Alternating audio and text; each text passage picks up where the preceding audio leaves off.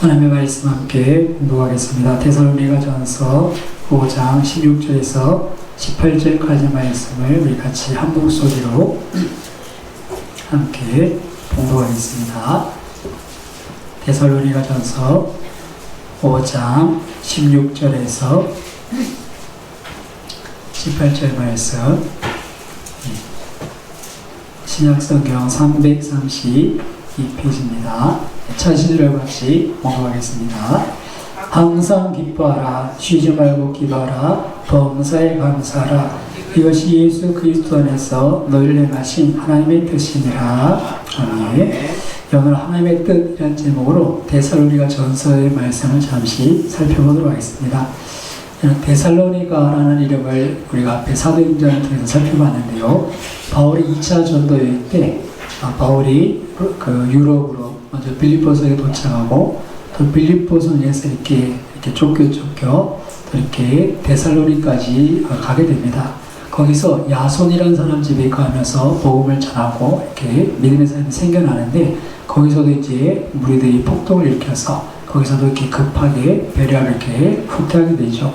그리고 베레아에서 또 이렇게 아덴까지 내려가는데 바울이 아덴의 2차 전도 여행 중에 이 데살로니가 교회 3주간 정도밖에 머물지 못해서 그 교회가 어떻게 됐나 궁금하는 차에 디모데를 통해서 그 소식을 듣고 이렇게 편지하는 편지가 이 데살로니가 전서입니다.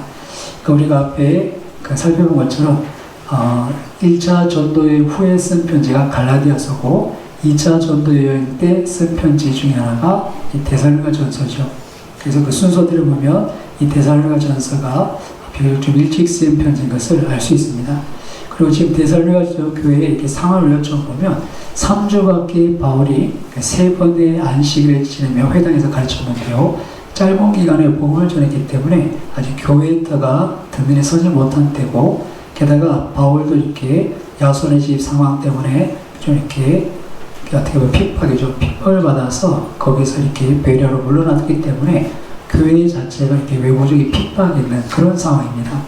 교회가 아직 든든히 서지 못했는데 외부적인 핍박이 있고 그런 상황인데 바울이 이 교회에 대해서 이렇게 편지를 쓰는데요.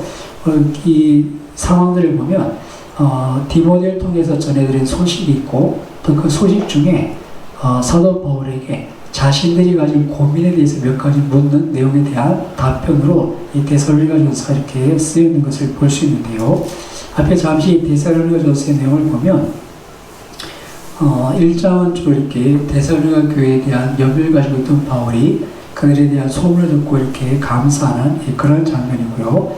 그리고 2장부터 이렇게 보면 사도 바울이 그의 사역과 자신의 삶에 대해서 이렇게 쭉 이렇게 소개하는 것을 볼 수 있습니다. 3주간밖에 데살로니가에 머물지 않았기 때문에 서로 간에 이렇게 인격적인 교제가 충분치 않았었겠죠. 그래서 자신이 누구인지, 자신이 복음을 위해서 전하고 수고하는 것, 그렇게 데살로니가 성도들에게 자신에 대해서 좀 미리 알려주고, 그리고 나서 이제 4장부터는 이 구체적인 그 데살로니가 교회 성도들에 대한 권면이 이렇게 등장하는데요.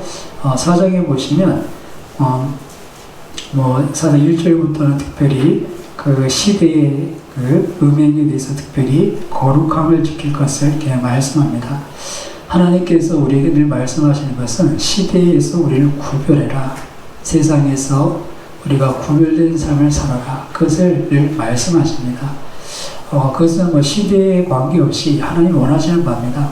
구약에서 이스라엘 백성을 선택하셨을 때도 내가 거룩하니 너희도 거룩해라. 왜냐하면 우리가 하나님의 백성인 것을 세상에 드러낼 의무가 우리 가운데 있기 때문입니다. 그래서 하나님께서 내가 세상 다른 민족 말고 너희들에게 특별한 하나님으로 내가 그를 지목했듯이 너희도 내 백성인 것처럼 다른 백성들과 다르게 살아야 한다. 이것이 하나님의 백성에게 요구하시는 겁니다.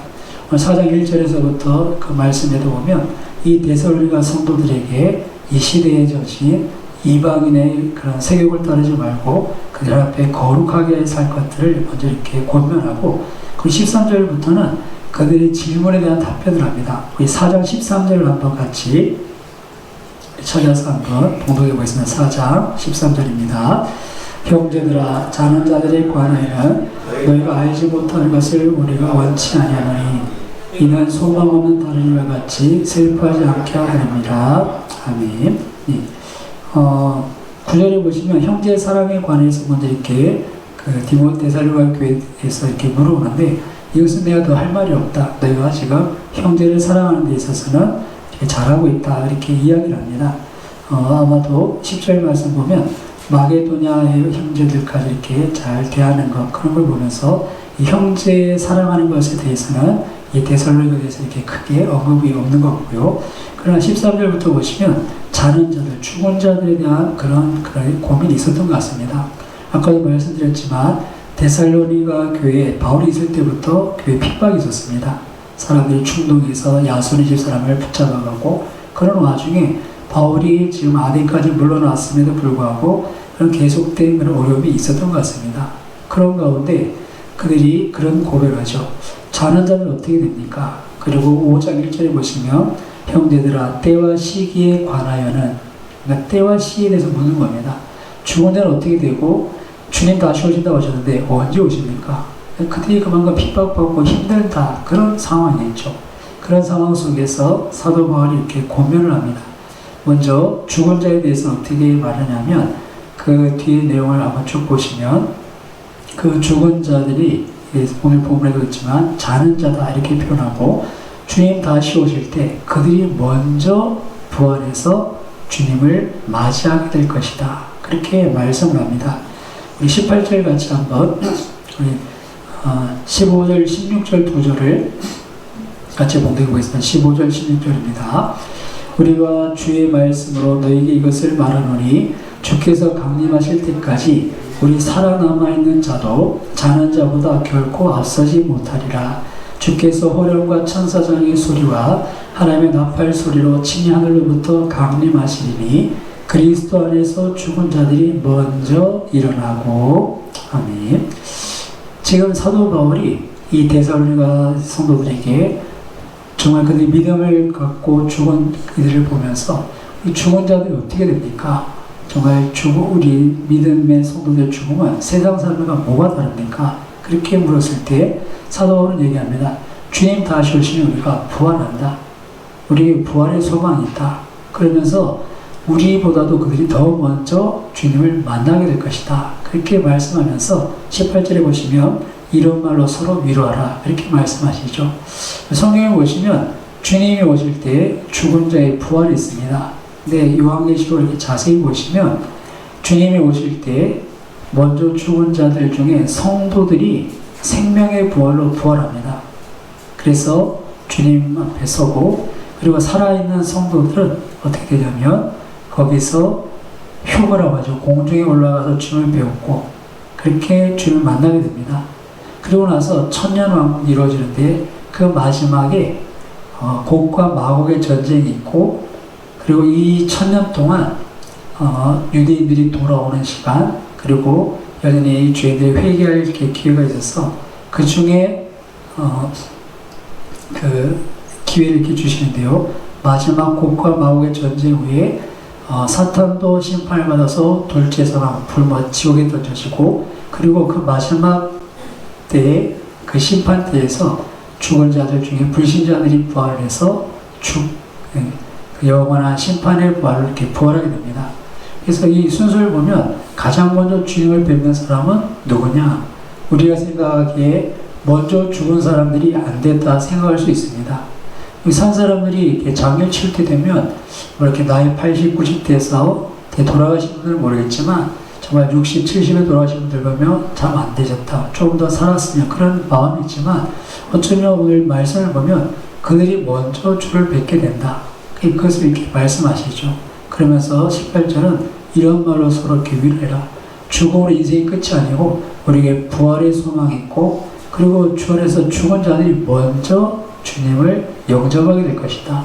이것이 우리에게 주는 말씀입니다. 사랑하는 여러분, 우리에게 있어서는 부활의 산 소망이 우리에게 어쩌면 유일한 소망인 줄 믿습니다. 여러분, 지금 저도 이제 막 50이 됐는데요. 우리 애들이 반백이라 그러는데 50 살아보니까 나머지 20년, 30년도 별거 아닌 것 같아요. 정말 세월이 빠르다는 생각이 들고, 그런 가운데 야 내가 앞으로 살아봤자 뭘 하겠나? 삶에 낙이 있겠습니까? 제가 일주일 굶어보니까 낙이 별로 없네요. 먹는 것도 별로 생각이 안 들고 다른 생각이 별로 없어요. 이를 보면서 정말 사는 게 뭔가 이렇게 한번 곰곰이 생각해 보게 됩니다. 근데 정말 우리가 미련한 것 같아요. 어쩌면 우리 인생의 제일 중요한 문제는 죽음을 잘 맞이해서 영원한 생명을 얻는 것인데 이거에 관심이 없는 거예요. 당장 눈앞에 성경의 표현을 보면 이 세상에 썩어질 것에 관심이 있고 잠시 잠깐의 즐거움에 마음이 빼앗겨서 그 영원에 대해서 우리가 준비하지 않는 것, 이것이 우리 현실이구나, 그런 생각을 해보게 됩니다. 사실 우리의 이 100년의 삶, 이 땅의 삶은 영원을 준비하는 데 이렇게 사용합니다. 어머니 뱃속에 있을 때 10달 있을 동안 우리 아이를 얼마나 애지중지 키웁니까? 제가 첫 아이 여경을 가졌을 때 제 뒷사람하고 있으면서 TV를 제대로 못 봤어요. TV를. 제가 원래 무술 영화를 좋아하거든요. 홍콩 영화. 근데 그걸 틀어놓으면 자꾸 와서 내 얼굴을 막 가리는 거예요. 저런 거 보면 뱃속에 애가 나쁜 영향을 받는다. 여러분, 태교해 보신 분들 알잖아요. 그죠? 어떻게든 뱃속에 아이한테 좋은 영향을 주려고 하시잖아요. 그럼 왜 그렇습니까? 뱃속에서 사는 것보다 태어나서 이 땅에서 삶을 잘 살기 위해서 뱃속에서부터 준비시키는 거잖아요. 우리 태교에 별 관심이 없었던 어머니 계십니까? 아버지는 별 관심이 없지만 어머님 중에 내 뱃속에 품었던 애가 잘 되길 바라면서 이런 나름대로 조심하지 않았습니까? 그런 게 있죠, 그죠? 박진 선생님과도 끊어가시네요. 그런 게 분명히 있습니다. 분명히 걔네들이 태어나서 잘 될 걸 바라면서 뱃속에 있을 때 이렇게 우리가 관심 가진 것처럼 우리 이 땅에서 삶은 마지막 영생을 위해서 관심을 가지고 주의하고 아까 바울의 고백처럼 거룩하게 살아야 되는 거죠. 근데 우리가 저 천국에 대한 소망이 없으니까 이 땅에서 그냥 막 사는 거죠. 어쩌면 이제 뱃속에 내한테 뱃속에 아이 낳고 술 먹고 담배 피고 맨날 욕하고 막 싸우고 그런 것밖에 안 될 것 같아요. 그런 걸 보면 어머니가 만약에 뱃속에 아이 가진 어머니가 있다면 놀리겠죠. 내가 이러면 안 되는데, 내가 이러면 안 되는데. 그것처럼 우리가 이 땅을 살 때 주의하고 관심을 기울여야 되는 것. 분명히 오늘 본문에도 중원자 그래서 이야기할 때 하나님께서 분명히 말씀해 주십니다. 그들은 자는 거다. 인생이 죽음으로 끝나는 게 아니라 잠자는 자고 주님 다시 오실 때는 부활한다는 겁니다.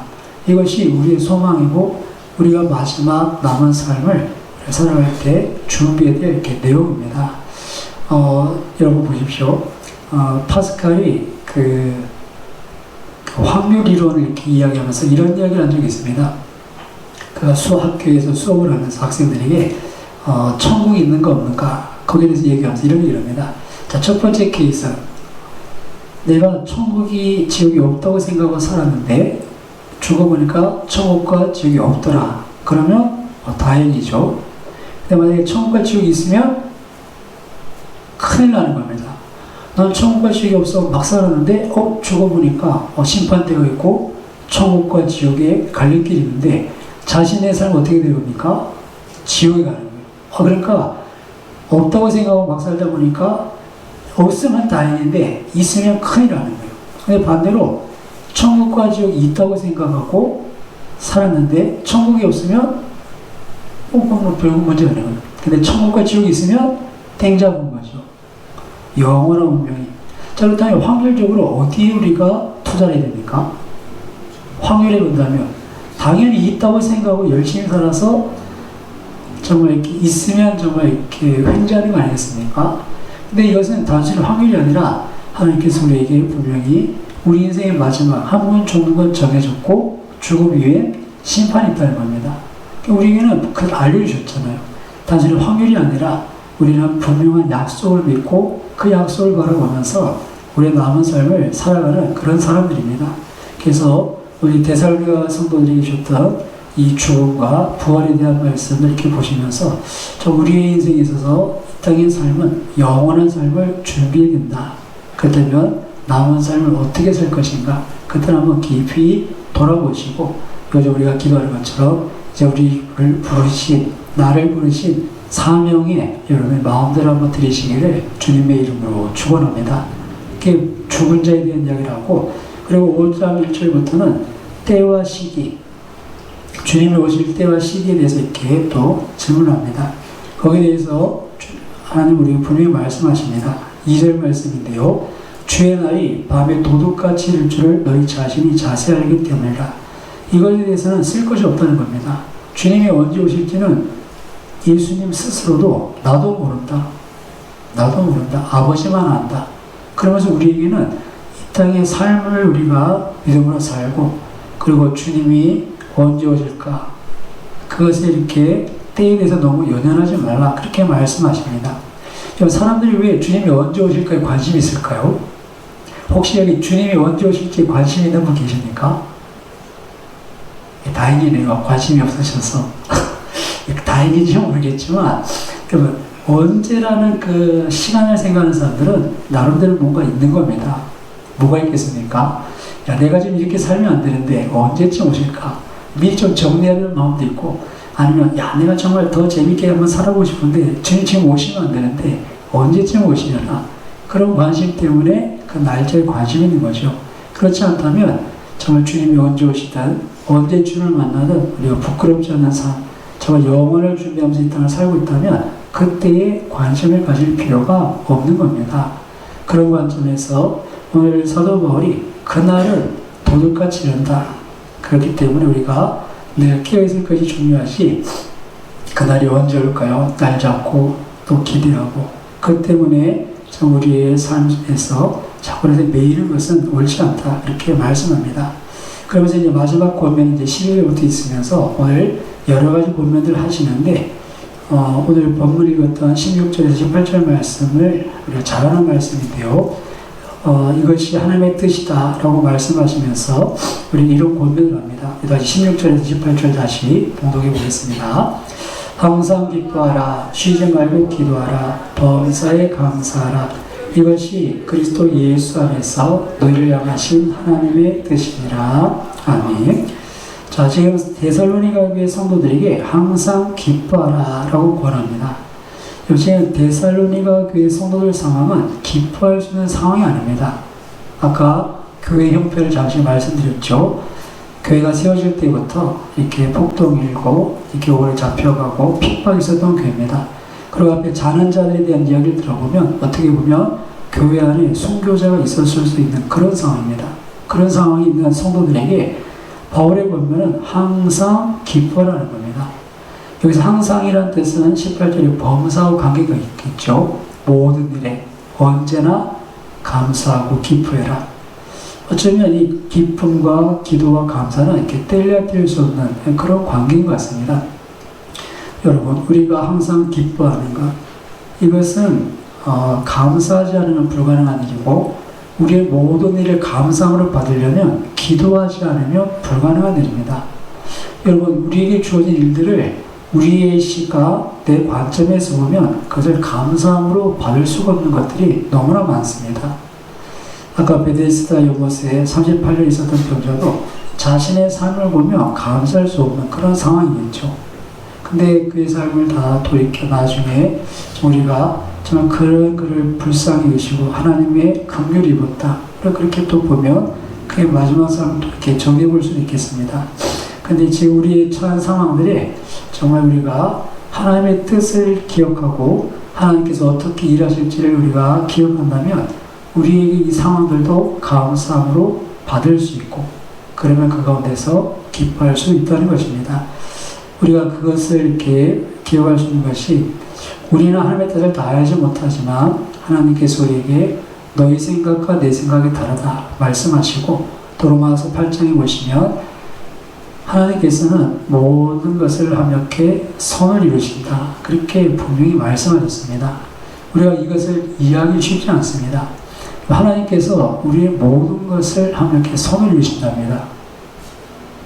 내 실패, 때로 내 연약함, 우리 지난 과거, 지금의 이 고통스러운 시간들, 데살로니가 성도들에게서는 정말 이 핍박의 시간이 있고, 그게 어떤 신앙적인 회의가 있었던 것 같아요. 그러니까 사도 바울에게 죽은 자들 어떻게 됩니까? 주님 오시는 겁니까? 때를 묻는 것은 그들에게 있어서는 정말 이런 어려운 가운데 주님은 빨리 오셨으면 좋겠는데 언제 오십니까? 왜 안 오십니까? 예, 그런 질문일 수 있습니다. 여전히 그런 질문들 속에 정말 우리가 바라볼 것은 하나님이 선하시다는 것과 그리고 하나님이 우리를 여전히 사랑하신다는 것, 그리고 그의 부르심을 받은 자, 그를 사랑하는 자들에게는 모든 것이 완벽히 선을 이룬다는 것, 우리가 그것을 바라볼 뿐인 것이죠. 근데 여러분 참 놀라운 것은 우리가 그렇게 내 여러 가지 상황들 속에 하나님께서 완벽히 선을 이루실 것이다 이렇게 맡기고 나면 여러분 성령께서 우리 마음에 거룩한 기쁨과 확신을 주시는 줄 믿습니다. 이게 참 놀라운 게 상황은 바뀌지 않는데 마음의 변화가 있어요. 성령께서 우리가 하는 말씀이 내 마음에 들어오면 새 마음이 돼요. 그 말씀이 이 상황을 바라보는 그런 새로운 안경이 돼서 그것을 다르게 바라보고 그 가운데서 하나님을 기대하게 되고 그런 일들이 일어나는 것이죠. 그래서 19절은 성령을 소멸치 말라 하신 것이 아닌가 생각하는데요. 어쨌든 우리에게 기뻐하라, 기도하라, 감사하라. 어쩌면 지금 우리에게 필요한 말씀 아닌가 생각합니다. 기도하면서 우리 권속들 이렇게 한 사람 한 사람 상황을 돌아보면 다 이렇게 만만치 않다. 겉으로 보기엔 다들 이렇게 평안해 보이시지만 사실 쉽지 않은 일들이 우리 가운데 다 있습니다. 그런 가운데 어쩌면 하나님께서 우리를 향해서 이렇게 말씀하십니다. 항상 기뻐해라. 쉬지 말고 기도해라. 범사에 감사해라. 이것이 하나님 뜻이다. 사랑하는 여러분, 참 우리가 이렇게 주어진 상황 속에서 기뻐하고 감사할 수 있도록 우리가 쉬지 말고 기도했으면 합니다. 정말 하나님께서 우리에게 기도로서 우리 짐을 주님께 맡겨드리고 하나님께서 하실 일들을 기대하게 하시는데 우리가 그런 하나님에 대한 기대가 없으면 사실 우리 인생은 소망이 없는 것이죠. 그러나 하나님 우리에게 기도하면 들으신다고 하시고 구하고 찾고 드리는 에게는 좋은 거 주신다고까지 약속을 했습니다.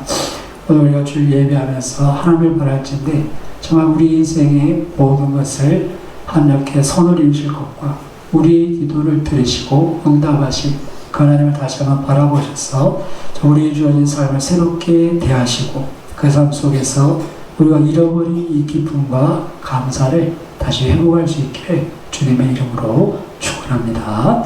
그냥 기도하겠습니다. 하나님께서 우리에게 늘 말씀하시는 것은 믿음을 원하십니다. 믿음이 없이는 우리가 하나님의 일들을 꿈꿀 수 없고 하나님이 하신 일들을 볼 수 없습니다.